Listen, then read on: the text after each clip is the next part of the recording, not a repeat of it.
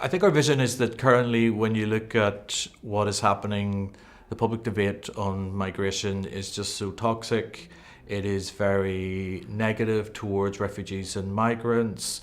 And our vision is to try to support civil society organisations to enable them to sharpen their message, to enable them to produce a counter-narrative, a narrative that appeals to the core humanity of what's in people's hearts around migration and refugees, and to push that out more into a public space so they can become more influential, so that we can do something around reducing the toxicity of the debate, but also just enabling people to understand and see migration in its most positive terms.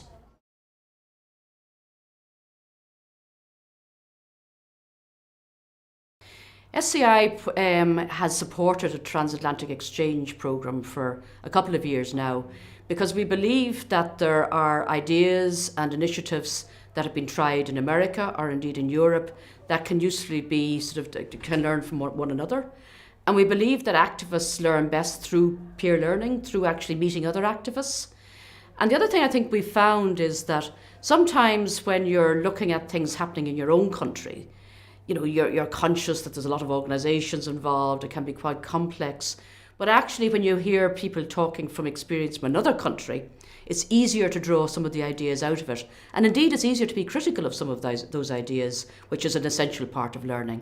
We have a programme which has a number of elements. It has the peer learning through learning exchanges that go backwards and forwards across the Atlantic. But it also has the facility to do some in-country convenings and work. And indeed to look at some of the policy areas, because again, particularly, well, obviously in America it's a big issue at the moment, but equally in Europe it's a big issue. So as well as working in individual countries, we try and draw the sort of common issues out which might have a relevance across the European Union.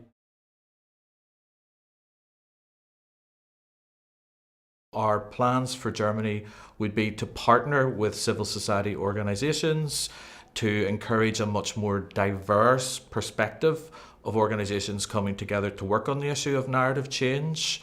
And that would be the plan. So we want to engage faith groups, we want to engage community organisations, we want to ensure that migrant voice is really heard and lifted up. And essentially it is about encouraging then and supporting a network of organisations that can mobilise and can strengthen the public debate. So from our own interest, we're interested to see a broader network of practitioners coming together to sit down and work through what the challenges they face in their own countries, but to provide and to try to come to some sort of collective way of working. So I don't think we want to lose sight of this work and how it applies and how it can play into a broader conversation in Europe around European values.